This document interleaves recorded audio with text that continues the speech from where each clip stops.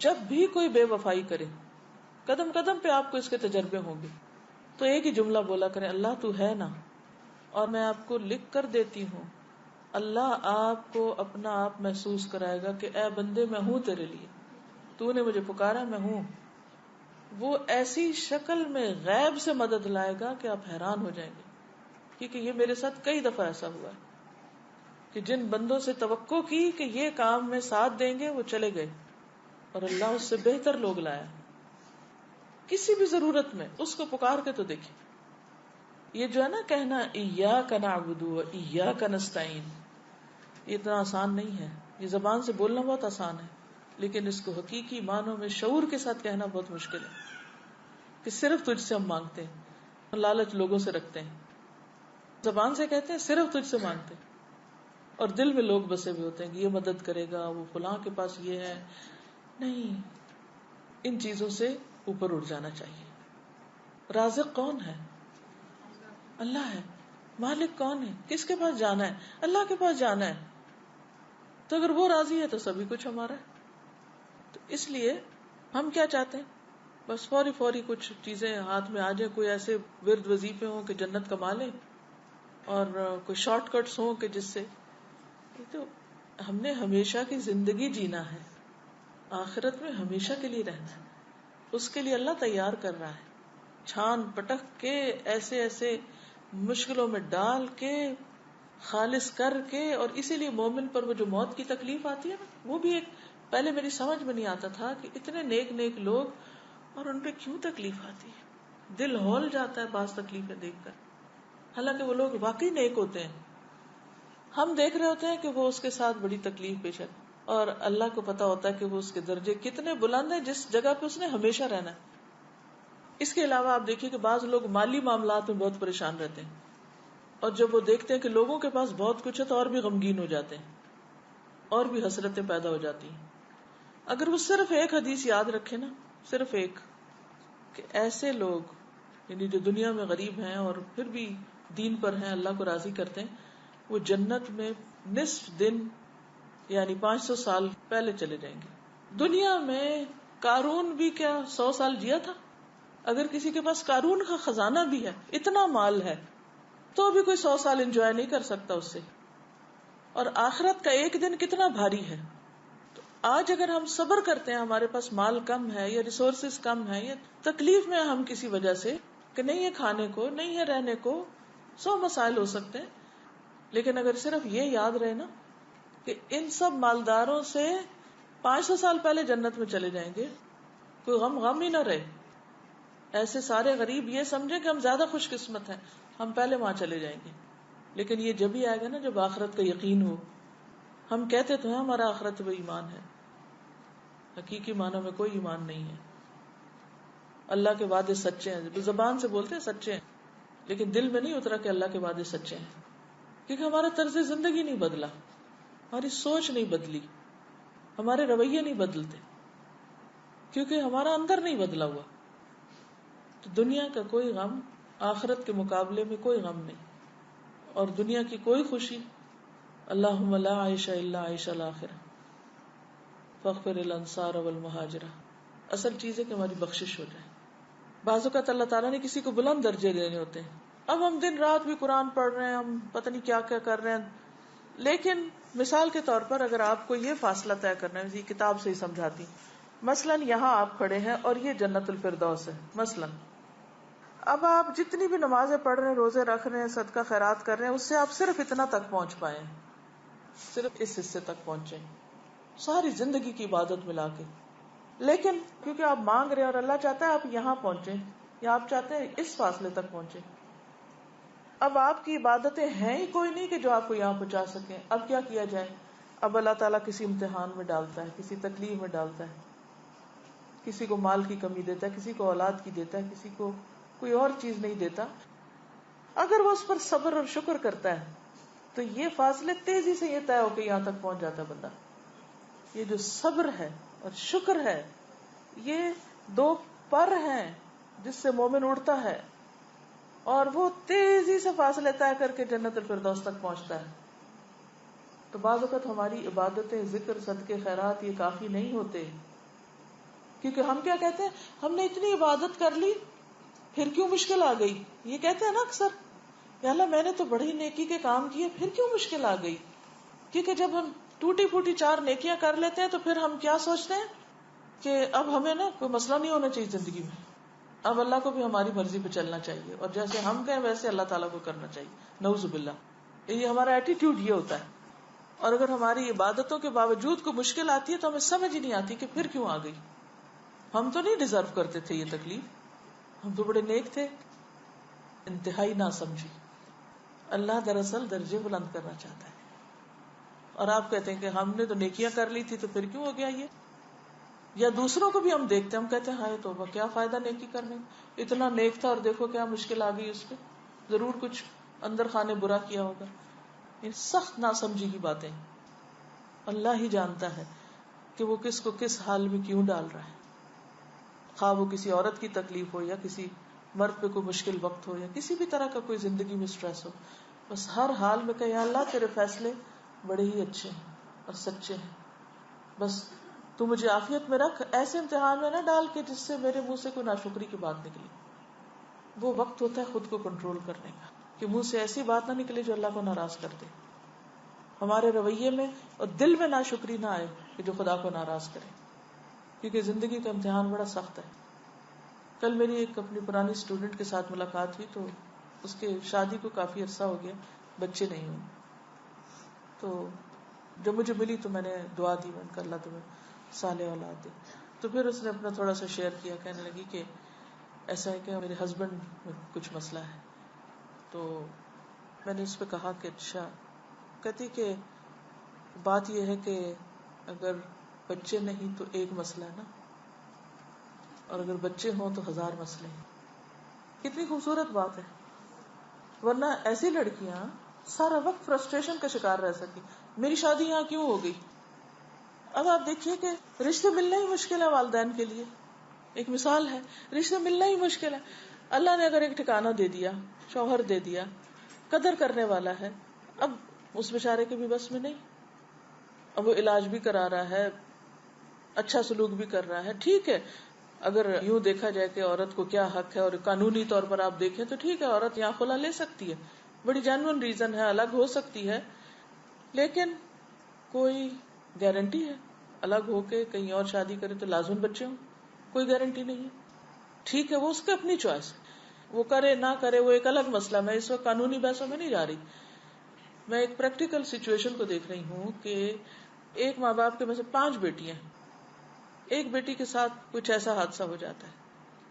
اب اگر وہ واپس آتی ہے تو پہلیوں کی بھی شادی نہیں، یہ کہاں جائے گی؟ کتنے ہمارے معاشرتی مسائل ہیں. اب اگر یہ اپنے گھر میں عزت کے ساتھ بیٹھی ہے، اچھے انتظار میں دعا کر رہی ہے، ہر چیز اللہ کے ہاتھ میں ہے، اور ایک پازیٹو سوچ کے ساتھ جی رہی ہے اور خوش ہے اور مطمئن، اتنا پرسکون چہرہ اس کا، میں حیران رہ گئی. اتنے مزے سے کہتی ہے کہ بچے نہیں تو ایک مسئلہ ہے نا، بچے ہوں گے تو 1000 مسئلے ہوں گے.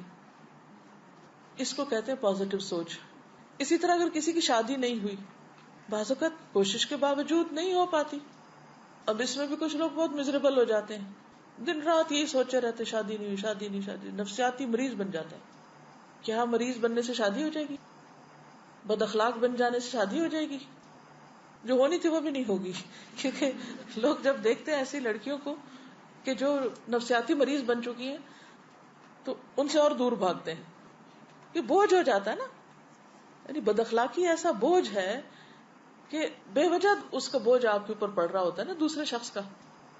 تو ان چیزوں کو نہیں دیکھتے ہم. تو اصل کامیابی یہ ہے کہ زندگی کو ایک امتحان سمجھ کر اللہ کے ہر فیصلے پر راضی رہ کر انسان بہتری کی کوشش کرتا رہے.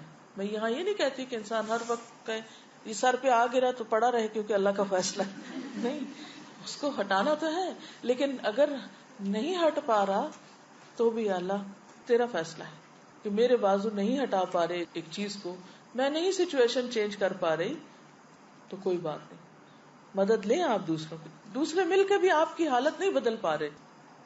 کئی دفعہ ایسا ہوتا ہے نا کہ ماں باپ بھی، بہن بھائی بھی، رشتے دار، دوست سارے مدد کے لیے آ جاتے ہیں، لیکن پھر بھی بیچارے کچھ نہیں کر پاتے. پھر کیا کیا جائے؟ اللہ کی رضا پہ راضی رہے نا انسان. کیونکہ ہم بندوں سے توقع رکھتے ہیں یہ ہمارا مسئلہ حل کر دیں, اور جب وہ بےچارے نہیں کر پاتے تو پھر ان سے ناراض بھی ہو جاتے ہیں, تم ہمارا مسئلہ کیوں نہیں حل کرتے. بھی وہ خدا تھوڑی ہے کہ تو کر دیں گے کچھ, وہ بھی انسان ہے, وہ بھی کمزور ہے. تو بگر پکچر میں دیکھا کریں اپنے مسئلے کو, صرف اپنی ذات پہ فوکس نہیں کیا کریں. کوئی بھی مسئلہ چھوٹا ہو یا بڑا, آخرت کو ساتھ رکھ کے نقشہ بنایا کریں کہ آخرت کے مسائل, دنیا کے مسائل, ان سب میں اس مسئلے کی کیا حیثیت ہے. کچھ بھی نہیں. ہم سے زیادہ تکلیف دہ حالات میں ہیں کچھ لوگ. آپ کچھ کہہ رہے تھے؟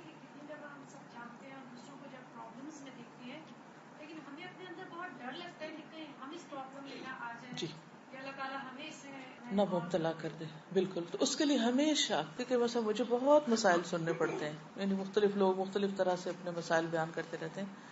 تو the moment کوئی شخص سٹارٹ کرے مسئلہ بیان کرنا تو فوراً دعا پڑھنا شروع کر دیں, الحمدللہ الذی عافانی ممن ابتلاہ بہ. کثرت سے یہ پڑھا کریں. جب بھی آپ کسی کو مسئلے میں دیکھیں تو ایسا لگتا ہے نا جیسے کہیں یہ مجھ پہ نہ آ جائے, یہ ڈر لگتا ہے کہ یا اللہ میں تو کوئی بہت اچھا نہیں کہ تو نے مجھے ابھی تک عافیت میں رکھا ہوا ہے, تو فوراً شکر گزار بن جائیں. الحمدللہ الذی عافانی ممن ابتلاہ بہ, کیونکہ ہر ایک کا ٹیسٹ فرق ہے. جی آپ فرمائیے.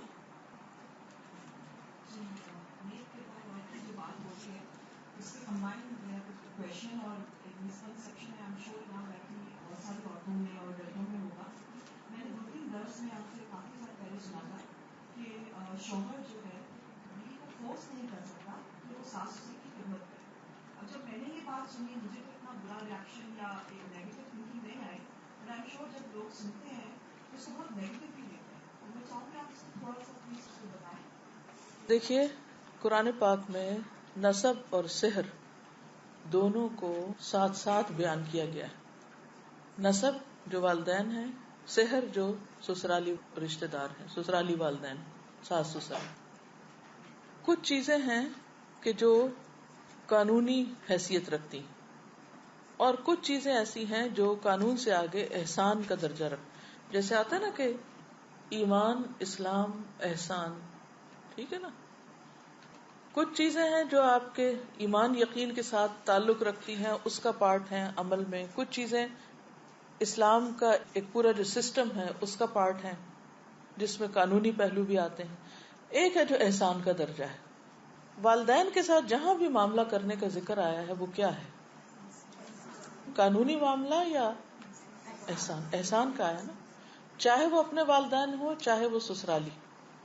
مثلا یہ جو بات آپ کہہ رہے ہیں نا کہ جو میں نے کہی ہے کہ شوہر مجبور نہیں کر سکتا بیوی کو کہ وہ ضرور اس کے والدین کی خدمت کرے, مجبور نہیں کر سکتا. یہ ہے قانونی پہلو. مثلا کوئی شوہر اس بنا پر اپنی بیوی کو طلاق نہیں دے سکتا یا اسے نہیں دینی چاہیے, یا بیوی میرے والدین کا فلاں کام نہیں کرتی مثلا, کیونکہ جب طلاق کے یا خلا کے مسئلے عدالت میں جاتے ہیں تو وجہ معلوم کی جاتی ہے نا کہ نہیں. ایک عورت جب کہتی ہے کہ میں نے خلا لینی ہے تو وہ ایسے تو نہیں جج اٹھا کے کہتا اچھا ہو گئی تمہاری بات, جو تم چاہتی وہ کر دیں گے. نہیں, وہ وجوہات معلوم کرتے ہیں. اب جب آپ قانونی بحثوں میں جاتے ہیں تو دونوں طرف سے پروف آتے ہیں اور ان کا سارا جائزہ لیا جاتا ہے. تو اس میں آپ دیکھیے کہ اگر کوئی شوہر یہ کہے کہ یہ عورت اس بنا پر میں اس کو مثلا نان نفقہ نہیں دیتا کیونکہ یہ نہیں کرتی, تو یہ قانونی ویلڈ ریزن نہیں ہے, وہ مجبور نہیں کر سکتا. ہاں بیوی کو اپنے طور پر احسان کرنے کی ضرورت ہے کہ جس طرح اس کے اپنے والدین ہیں تو اسی طرح شوہر کے بھی والدین ہیں. اب یہ تو نہیں ہو سکتا کہ بیوی اپنا گھر چھوڑ کے والدین کے گھر جا کے اپنے ماں باپ کی خدمت کرے, کیونکہ اس پر صرف اپنے ماں باپ کی خدمت. شادی کے بعد عورت کے لیے اس کی بھی اجازت نہیں ہے کہ شوہر کی مرضی کے بغیر وہ اپنے والدین کے پاس جا کر ان کے لیے کچھ کرے. ٹھیک ہے, تو بہت ساری چیزیں جو ہیں ان کے کئی پہلو ہوتے ہیں. وہ جو میں نے بات کہی ہے وہ ایک خاص کانٹیکسٹ میں ہے. ٹھیک ہے, یعنی مثلاً بیوی کے اوپر کیا لازم ہے کہ شوہر کی اطاعت کرے, شوہر کی اجازت کے بغیر گھر سے نہ نکلے, شوہر کی اجازت کے بغیر کسی کو گھر میں آنے نہ دے, یا شوہر کی جسمانی ضرورت پوری کرے، یہ بیوی کی ذمہ داریوں میں سے. اگر کوئی عورت نہیں کرتی تو پھر اس کا حکم کچھ اور ہے، اس کا کتنا گناہ ہے وہ سب آپ کو معلوم ہے. لیکن اگر بیوی مثلاً خود بیمار ہے اور وہ خود مدد کی محتاج ہے اور شوہر اس کو کہہ رہا ہے کہ وہ کسی اور کی خدمت کرے اور اس وقت وہ اس قابل نہیں ہے کہ وہ کر سکے، اور وہ یہ کہتی ہے کہ کوئی خادم رکھ دیا جائے جو میری بھی مدد کرے اور والدین کی بھی کرے، تو یہ کوئی نامعقول مطالبہ نہیں ہوگا، ایک معقول مطالبہ ہوگا. جو خاندانی زندگی ہوتی ہے اس کے کئی آسپیکٹس ہوتے ہیں. جی آپ کچھ کہیں؟ میرا ایک کوشچن ہے، باتوں کا سمجھ نہیں آتا چیزوں کو کیسے ڈیل کرنا ہے. جی تو میرے ہسبینڈ اتنے دین کی طرف نہیں ہے، تو ہوتا ہے کہ مطلب لوگوں کی ہیلپ کرنے کا، تو کسی نے پیسے مانگ لیے ان کو منع کرتے برا لگتا تو وہ ادھار ایک دے سکتے ہیں. تو اب میرا جیسے دین کا ہوا ہے تو مجھے خوف آتا ہے تھوڑا سا. یہ بتائیے کہ کیا وہ قرضہ ادا کر دیتے ہیں یا قرضہ نہیں پھر ادا کرتے؟ مطلب کہ وہ لون سود پر ہوتا ہے، انٹرسٹ پہ تو نہیں لیا جا سکتا وہ. نہیں، اس میں یہ ایک جنرل سچویشن ہے کہ بعض اوقات آپ خواتین قرآن پڑھ لیتی ہیں، دین پڑھ لیتی ہیں، انہوں نے نہیں پڑھا ہوتا، آپ ایک طریقے پہ زندگی چاہتی ہیں، وہ ایک طریقے پہ چل رہے ہوتے ہیں. تو اس صورت میں یہ ہے کہ آپ کا کام صرف جو چیز آپ پڑھیں، صرف یہ نہیں کہ وہ جو خاص خرابی کوئی کر رہے ہیں تو اسی کی حدیث جا کے سنائیں. یہ بھی ہم عام طور پہ کچھ نہیں بتاتے، لیکن جو ہمارے مطلب میں جاتی ہے یا ان کے خلاف جاتی ہے وہ باتیں سناتے ہیں، اس سے پھر گڑبڑ ہو جاتی، پھر وہ کبھی بھی کچھ نہیں سننا چاہتے. تو یاد رکھیے کہ جب ہم ان کو بتانے لگے تو کامن گراؤنڈ سے پہلے چیزیں شیئر کریں، پھر کرتے کرتے کرتے اگر اس میں وہ چیز بھی آ جائے جو ان کے خلاف جا رہی ہے تو اس کو بھی وہ ڈائجسٹ کر جائیں گے، کیونکہ آپ ان کو پن پوائنٹ کر کے ان کے اوپر ڈائریکٹ تیر نہیں مار رہے، کیونکہ آپ ان کو ایک خیرخواہی اور ہمدردی سے بتا رہے. یہ جنرل بات ہمیں سب کے حوالے سے کرنی. جو کچھ بھی پڑھیں، جو سیکھیں، کچھ نہ کچھ آپس میں جا کے شیئر کریں. اور جب اچھا موڈ ہو، کھانے کی میز پہ ہوں، کہیں باہر ہوں، گاڑی میں بیٹھے ہوں، جیسے اور باتیں آپ کس سے شیئر کرتے ہیں، دین کی باتیں بھی بس اسی طرح جنرل لائٹ موڈ میں شیئر کرتے رہیں، حتیٰ کہ وہ ان کے اندر ایک طلب پیدا ہو جائے اور سنجیدگی آ جائے اور سیکھنے کا شوق آ جائے، وہ پھر ایک لیٹر سٹیج پہ. اسی طرح بعض ایسے کام ہسبینڈز کر رہے ہوتے ہیں جو بالکل دین کے خلاف جاتا ہے اور ہماری جان پہ بن جاتی ہے جس دن ہم مسئلہ پڑھ کے جاتے ہیں، اور ہم چاہتے ہیں کہ اوور نائٹ اب چینج آ جائے ان میں بھی. اور جب وہ نہیں کرتے تو پھر ہم ان کو برا بھلا کہنے لگتے ہیں اور لڑائیاں ڈال کے بیٹھ جاتے ہیں اور پتہ نہیں عجیب و غریب رویے اختیار کر لیتے جس سے وہ سمجھتے کہ سارا قصور دین کا، وہ اور دین سے خوفزدہ ہو جاتے ہیں اور دور ہو جاتے ہیں اور ہم اور مصیبت میں دلدل میں جا پھنستے ہیں. تو ایسی صورت میں ایک تو یہ ہے کہ جیسے میں ہمیشہ کورس کے شروع میں کہتی ہوں کہ اپنے پیاروں کو، گھر والوں کو ساتھ لے کے چلے. اس سے مطلب یہ ہے کہ ان کو بھی ساتھ ساتھ پتہ چلتا رہے آپ کر کیا رہے ہیں. یہ صرف دین کے معاملے میں نہیں، ہر معاملے میں یہی کریں کہ جو آپ گھر سے باہر کر کے آئیں گھر آ کے شیئر کریں. اس سے بڑا اعتماد بحال ہوتا ہے، کیونکہ ایک دوسرے کا پتہ ہوتا ہے کہ کون کیا کر کے آیا. جب انہیں پتہ ہی نہیں آپ کیا کر رہے ہیں اور اچانک ایک دن کوئی اعلان کر دیتے ہیں تو ان کے لیے پھر وہ چیز ان سے ڈائجسٹ نہیں ہوتی. تو روز کی شیئرنگ میک شور کہ آپ تھوڑا تھوڑا شیئر کر رہے ہیں، اتنا جتنا وہ سننا چاہیے، بھی نہیں کہ وہ سننا ہی نہیں چاہ رہے اور کانوں میں ہاتھ رکھ لے اور آپ کی تقریر ختم نہ ہو. لوگ دین سے دور ہوتے ہیں صرف اس وجہ سے کہ ہم ان کے اوپر اوور ڈوزنگ کرتے ہیں. اچھا، اب آپ دیکھیے کہ مثلا کوئی ایسی چیز جب ہم ان کو بتاتے ہیں، وہ مطلب سود کا لین دین ہے یا کوئی ایسی نوکری ہے جو غلط قسم کے کاموں پر مبنی یا کوئی بھی چیز، تو آپ اس سے ہی نہیں شروع کریں گی، صرف اس ایک چیز کو نہیں دین بنائے گی. آپ اس سے پہلے جتنی چیزیں، آپ دیکھیے کہ دین میں سب سے پہلے کیا ہے؟ ایمان ہے، عقیدہ ہے، یقین ہے، آخرت ہے. کتنی چیزیں، وہ یقین پختہ ہوگا تو باقی چیزیں لی جائیں گی. اب پہلے آپ کامن گراؤنڈ سے بات کریں، اللہ کی محبت کی، آخرت کی، ادھر کی ادھر کی ساری کر چکے، پھر آپ عبادات کے اوپر آ جائیں، زکوٰۃ دینے کی بات کر لیں، پھر اور اس طرح کی، کیونکہ یہ جو عبادات ہیں یہ دراصل انسان کو تیار کرتی ہیں اور بہت سی اچھے اخلاق کے لیے. مثلا نماز، قرآن مجید میں آتا ہے ان الصلاۃ تنہی عن الفحشاء والمنکر، نماز انسان کو برائیوں اور بے حیائیوں سے روکتی. اس چیز کو دیکھیں کہ وہ نماز پڑھ پا رہے ہیں یا نہیں. اگر وہ نہیں پڑھ پا رہے تو ان کی مدد کریں کہ وہ کسی طرح اس کے لیے تیار ہو جائیں. زکوٰۃ دیتے ہیں کہ نہیں، کیونکہ زکوٰۃ انسان کے اندر سے بخل اور تنگ دلی نکالتی ہے. پھر روزے رکھتے ہیں کہ نہیں؟ کیونکہ روزہ رکھ کر انسان جھوٹ بولنے سے اور نشہ آور چیزوں سے اور بہت سی اور بری چیزوں سے بچتا ہے. فرض روزوں کے علاوہ نفل خود بھی رکھے تو ان کو بھی ساتھ لانے کی کوشش کریں. پھر اس طرح اگر ابھی تک حج پہ نہیں گئے تو حج پہ جانے کی تیاری کریں آہستہ آہستہ, اس کے لیے ذہن تیار کریں, کیونکہ وہاں جا کر بھی انسان کے اندر بہت سا چینج آتا ہے اور انسان سوچتا ہے اچھا میں حج سے آ کے یہ برا کام چھوڑ دوں گا. یعنی کئی ایک طریقے. پھر اس کے بعد یہ ہے کہ آپ سارے طریقے آزما چکے لیکن کچھ بھی کام نہیں کر رہا. اب آپ کا فرض کیا ہے؟ وہی کریں جو حضرت آسیہ نے کیا تھا. حضرت آسیہ نے فرعون کے مقابلے میں کیا کیا تھا؟ صبر کے ساتھ وقت گزارا تھا, گھر چھوڑ کے نہیں چلی گئی تھی. اللہ تعالیٰ نے ان کو جنت کی عورتوں کے سردار بنایا ان کے صبر کی وجہ سے, کیونکہ جہاں امتحان بڑا ہوتا ہے وہاں اجر بھی بہت بڑا ہوتا ہے. تو یہ جن عورتوں کو جنت کا سردار کہا گیا ہے ان کے کردار کو دیکھیں کہ انہوں نے کس طرح زندگی بسر کی. سارا کچھ بتانے کے باوجود بھی اگر وہ غلط کام چھوڑ رہے تو یو آر ناٹ ریسپانسبل. وہ ریسپانسبل ہیں, آپ نہیں ہیں. آپ نے اپنا فرض پورا کر دی. ہوپلیس کیس کبھی بھی نہیں بنائے. یو نیور نو کہ کون کس وقت توبہ کر لے. ٹھیک ہے نا. اس پر خوش نہ ہو, راضی نہ ہو, تعاون نہ کرے برائی پر. اپنا ڈس لائکنگ جو ہے ان کو پتا ہو کہ آپ اس کو پسند نہیں کرتے, پتا ہو کہ کیوں نہیں کرتے, اور اس کے بعد آپ صبر کریں. جی آپ کی کوئی بات رہے گی تو آپ کر لیجیے. جیسے ہاں اس میں یہ بھی ہوتا ہے نا کہ دوسروں کے ساتھ ہمارے اوپر بھی مطلب وہ اچھائی وہ کرتے ہیں, مطلب اگر کبھی اس سے کر لیں تو اب مجھے یہ نہیں سمجھ آتا کہ میں آرام سے تو کہہ دیتی ہوں کہ مجھے اس چیز سے یہ نہیں چاہیے, فار ایگزامپل بات یہ ہے مجھے اس سے نہیں چاہیے, لیکن ہاں ایک اور چیز ہے کہ بس کوئی چیز ایسی لائے ہیں تو اس وقت جب لا رہے ہیں اس وقت کچھ نہیں کہیے. جب بعد میں آرام سے بات ہو سننے کے, پھر آپ سمجھتے کہ آپ پینیٹریٹ کر رہے ہیں, بات جا رہی ہے, اس وقت بولیے تاکہ وہ اس کو سمجھ جائیں کہ آپ کیوں اس چیز کو چاہ رہی ہیں یا نہیں چاہ رہی. ایک چیز ہے کہ ہم سب کو حکمت مانگنے کی ضرورت ہے. اللہ تعالیٰ اگر ہمیں طریقہ سکھا دے تو چیزیں آسان ہو جاتی ہیں.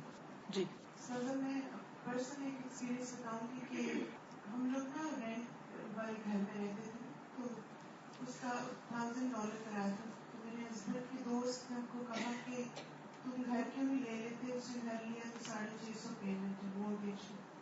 میرے ہسبینڈ گھر آئے تو مجھے کہتے ہیں مورگیج حلال ہے کہ حرام ہے. میں نے کہا سود کی قسم ہے اور اس طرح سے. پھر اس کے بعد خیر بھر انہوں نے کہا نہیں میں سوچ ہم گھر لے لیں گے. اچھا میں نے کچھ نہیں کہا, میں نے کہا ٹھیک ہے جیسے آپ کو صحیح لگتا ہے. اچھا پھر مجھے کہتے ہیں ہم گھر دیکھنے جائیں گے. میں نے استخارہ کیا, پھر ہم گئے, اس کا گھر میں کچھ تھا نہیں پسند آیا. اور اللہ کا شکر ہے کہ میں نے اپنے ہسبینڈ سے بحث کی, میں صرف اللہ سے دعا کرتی ہوں. اور اللہ کا اتنا احسان ہے کہ اتنے گھر ہم نے دیکھے, اور میں ہر جگہ ان کے ساتھ چلی جب اللہ سے دعا کرتی تھی کہ اللہ ہمارے رزق میں برکت دے اور ہم حلال طریقے سے گھر لیں. اور اللہ کا اتنا احسان ہے کہ نہیں ہوا کچھ. تو میں نے پرسنلی یہ دیکھا ہے کہ جب بھی ایسا معاملہ ہو تو ڈیفینسو ہونے کے بجائے اللہ پہ چھوڑ دینا چاہیے. کیونکہ مجھے تو سازا اپنی زندگی میں یہ لگتا ہے کہ دل اللہ تعالیٰ بدلتے ہیں اور حالات بھی اللہ بدلتے ہیں. بالکل اگر اللہ پہ بھروسہ رکھیں گے تو انشاءاللہ اللہ تعالیٰ بہتر صورت نکالتے ہیں جو ہم نہیں نکال سکتے. بالکل. اور پھر میں کہتی ہوں نا ان کی جگہ اپنے آپ کو رکھ کے دیکھیں, وہ بھی تو ایک بھلائی چاہ رہے ہوتے ہیں نا, لیکن ان کے بھلائی چاہنے کا طریقہ درست نہیں بھی ہو سکتا یا درست ہو سکتا ہے. تو اس صورت میں یہ جو ہے کہ انسان استخارہ کر کے دعا کر کے اور پھر فیصلہ کرے. اب ایسا کل میرے بیٹے نے کہا کہ میں فلاں جگہ جانا چاہتا ہوں, آپ کیا کہتی ہیں, جاؤں کہ نہیں؟ میں نے کہا آپ استخارہ کریں اور پھر مجھے بتائیں. اب میں اندر سے چاہ رہی تھی کہ میں اسے کہوں کہ نہیں, اور میں ماں ہوں, میں کہہ سکتی ہوں کہ نہیں, لیکن کیا میری وہ نہیں اس کو فیصلہ کرنے میں مددگار ہوگی؟ اس کو تو ہو سکتا سمجھ ہی نہ ہے میں کیوں نہیں کہہ رہی ہوں, اور اس میں بحث ہو جائے. اور پھر بعض اوقات اوورسیز کالز کتنی لمبی ہو جاتی ہیں لڑائی جھگڑوں میں. میں لمبی کال بھی نہیں کرنا چاہ رہی تھی, میں نے بس مختصراً کا استخارہ کرو اور فیصلہ کرو. حالانکہ ہی از اونلی 17 بٹ لیٹ ہم میک ڈیسیژن. اس کو ڈیسیژن لینا چاہیے, کیونکہ بہت سے ڈیسیژن ہم لینا چاہتے ہیں اور اللہ تعالیٰ کچھ اور چاہتا ہے. تو اللہ سے بڑھ کے کون ہمیں فیصلہ کرنے میں مدد دے سکتا ہے؟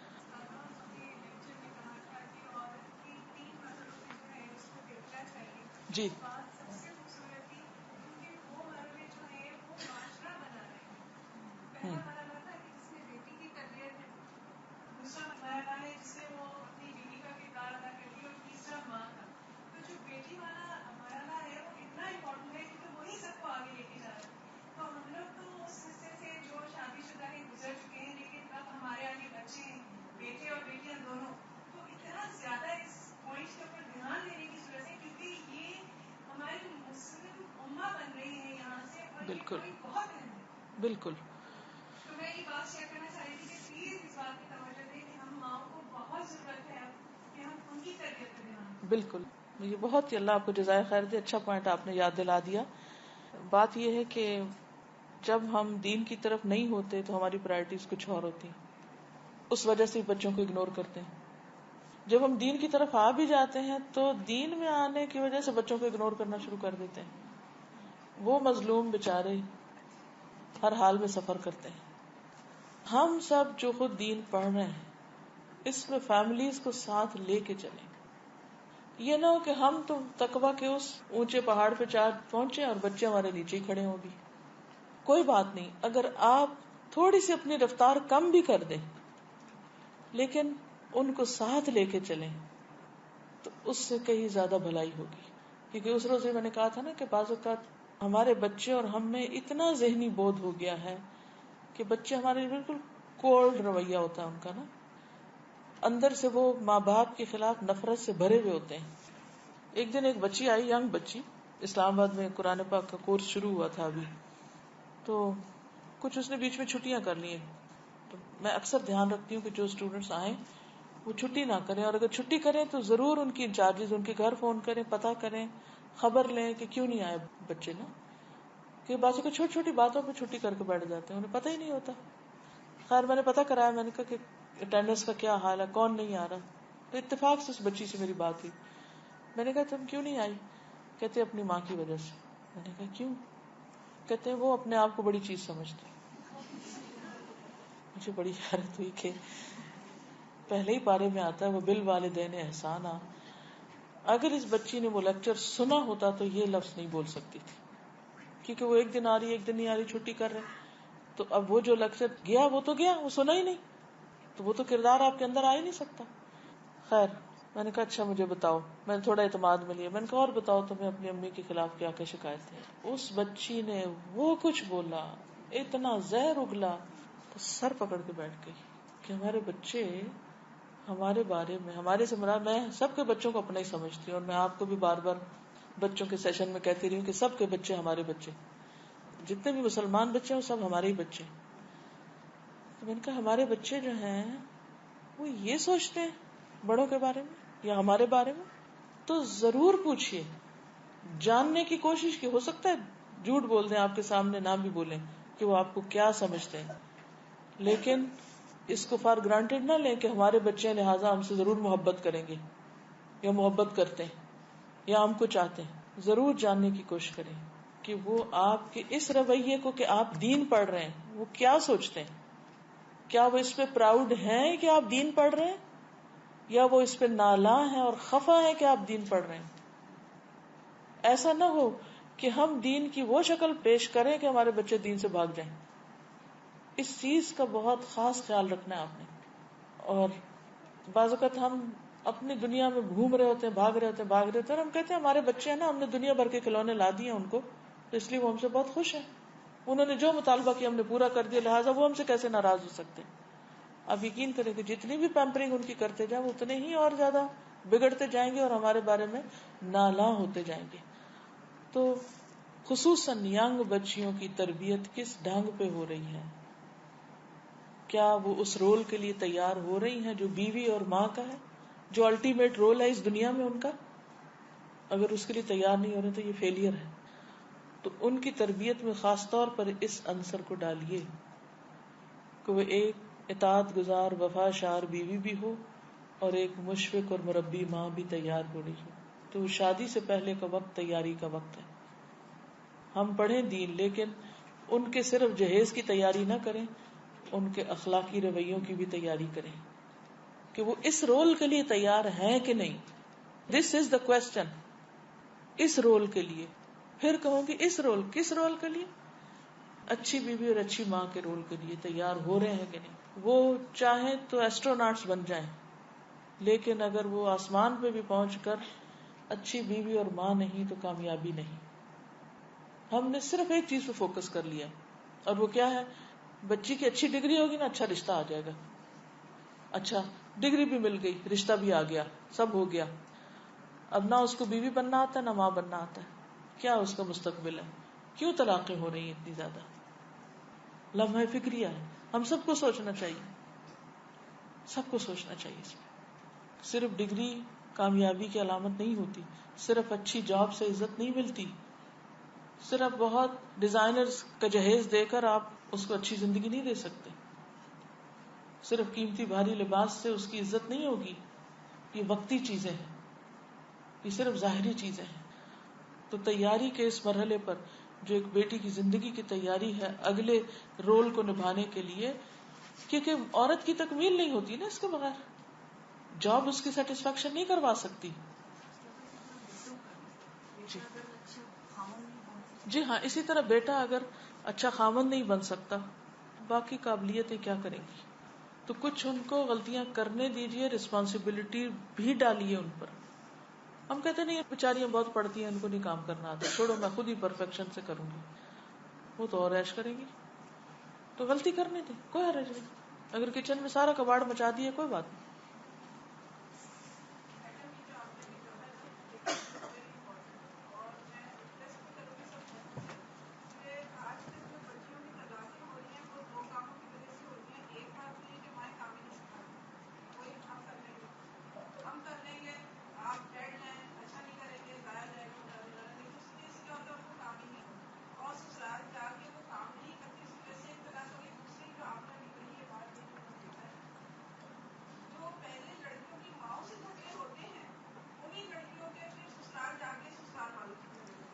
جی اور اس کے بعد کیا ہوتا ہے کہ وہ مائیں جو آپس میں پہلے فریق ہوتی ہیں, بیٹی وہ ماں بیٹی کو پروٹیکشن دینا شروع کر دیتی ہے, اس کا پارٹ بن جاتی ہے. صحیح بات. اور اس سے جھگڑے شروع ہو جاتے ہیں, اور جھگڑے شروع ہوتے ہیں پھر نصیب کی بات ہے, کبھی لڑکی لڑکیوں کو لے کر الگ ہو جاتی ہے اور کبھی خود الگ ہو کے آ جاتی ہے.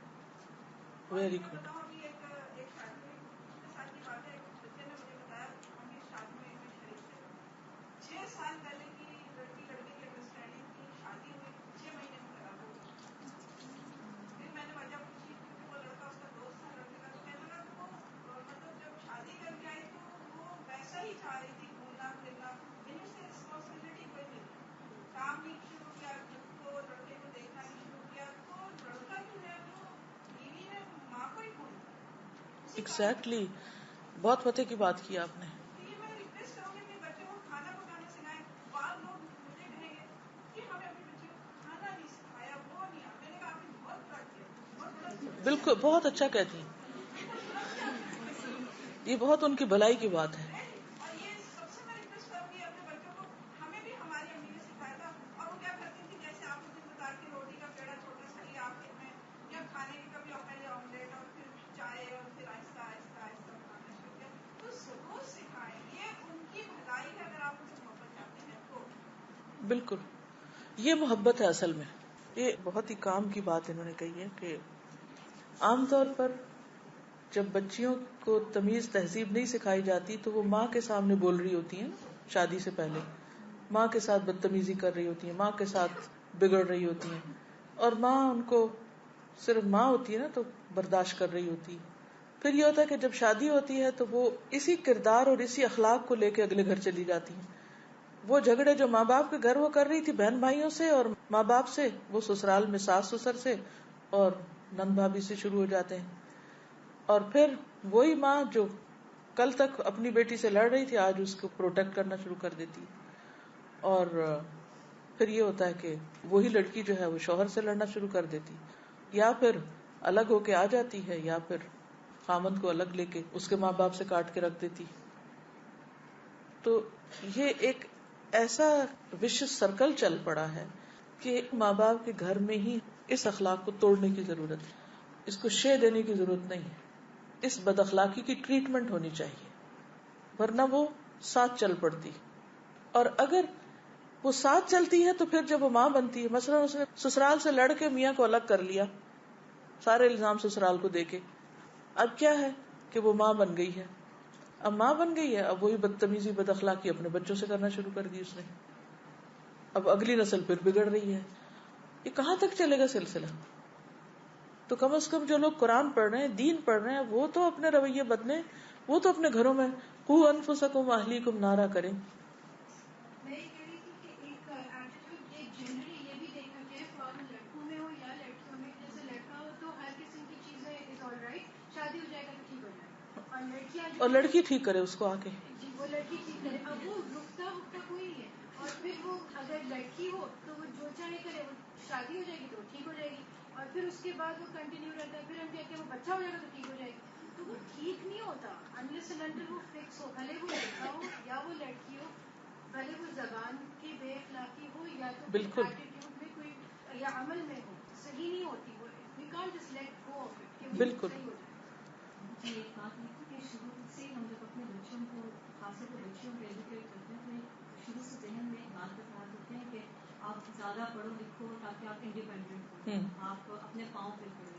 تو ایک برین واشنگ ایسی بچیوں کے ذہن میں ہوتی ہے کہ وہ گھر میں جب جاتی ہیں تو ان کے ذہن میں یہ نہیں ہوتا، وہ کہتے ہیں کہ نہیں ہسبینڈ پال رہا ہے تو ہم اس سے زیادہ ہی ایجوکیٹڈ ہیں یا ہم بھی اتنے قابل ہیں.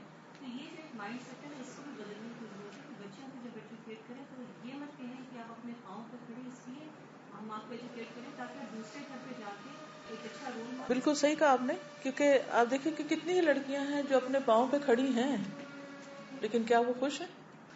خالی اپنے پاؤں پہ کھڑے ہونے سے تو خوشیاں نہیں ملتی. انسان کو اللہ نے انسان کے لیے بنایا ہے، اور انسان انسان سے ہی انس پاتا ہے، اور انسان انسان کے لیے فتنہ بھی ہے، انسان ہی انسان کے لیے تکلیف کا باعث بھی ہے، پھول کے ساتھ کانٹا بھی ہے. تو اگر انسان یہ کہے کہ چونکہ پھول کے ساتھ کانٹا ہے اس لیے پھول کو ہی چھوڑ دو، تو یہ تو فلسفہ درست نہ ہوگا. بس آپ کو سلیقہ آنا چاہیے کہ آپ اس کو ایسی جگہ سے پکڑیں کہ پھول کی خوشبو سونگھ سکیں، کانٹے کو اوائڈ کریں، اور اس کے ساتھ ہوگا، لیکن اس سے بچنے کا طریقہ آپ کو اللہ نے عقل کی شکل میں دیا ہے. اس کو ایسا پکڑیں کہ وہ کانٹا آپ کو چبھے نہیں، آپ کو بچنا ہوگا اس سے. کانٹا تو اپنی جگہ کانٹا ہے، ہم میں سے ہر ایک کے ساتھ کانٹے ہیں، کسی کے ساتھ کوئی ہے، کسی کے ساتھ چھوٹا، کسی کے ساتھ بڑا ہے، لیکن کوئی بھی اس سے پاک نہیں. اور جانے انجانے ہم دوسروں کو دکھ دے جاتے ہیں، بعض اوقات ناسمجھی کی بنا پہ، بعض اوقات اپنی دنیا میں ہوتے ہیں، ہمیں پتہ ہی نہیں ہوتا کہ دوسرا کیا سوچ رہا ہے. ہمارا نیت کچھ اور ہوتی ہے، دوسرا کچھ اور سمجھ کے دکھی ہو جاتا ہے. اب کس کا قصور ہے؟ نہ آپ کا نہ اس کا، لیکن وہ کانٹا تھا جو چپ گیا. اچھا جب کانٹا چپ جاتا ہے تو کیا کرتے ہیں؟ کبھی آپ نے یہ کیا کانٹا چبھا تو پھول پھینک دیا اٹھا کے؟ کیا کرتے ہیں؟ فوراً دیکھتے کہ کہاں کٹ لگا ہے، اور یہ دیکھتے کہ کانٹا ہے کس جگہ اور کون سی جگہ سیف ہے، وہاں سے پکڑو. تو اللہ نے عقل دی ہے نا، سوچ سمجھ کے کانٹے والی چیز کو پکڑے. تو وہ انسان جو لوگوں کی تکلیفیں برداشت کر کے ان کے ساتھ رہے، وہ زیادہ اچھا ہے. یہ حدیث کے الفاظ ہیں، بنسبت اس کے کہ جو لوگوں سے الگ تھلگ ہو جائے، کہ میں انڈیپینڈنٹ رہوں گا، کسی کے ساتھ نہیں رہوں گا. تو انڈیپینڈنٹ رہنے میں ٹھیک ہے کچھ فائدے ہوں گے، لیکن ساتھ رہنے میں تکلیفیں ہیں مگر فائدے زیادہ ہیں، یہ بھی یاد رکھیے. چلیے آج کے لیے اتنا کافی کیونکہ وقت اوپر جا رہا ہے. جزاکم اللہ خیرا. اللہ تعالیٰ سے دعا ہے کہ وہ ہمیں اچھی بیویاں، اچھی مائیں اور اچھی بیٹیاں بنائے، اور ہمیں اپنے فرائض کو آسان طریقے سے ادا کرنے کی توفیق عطا فرمائے. وآخر دعوانا الحمد للہ رب العالمین. سبحانک اللہم وبحمدک، نشہد ان لا الہ الا انت، نستغفرک ونتوب الیک. السلام علیکم ورحمۃ اللہ وبرکاتہ.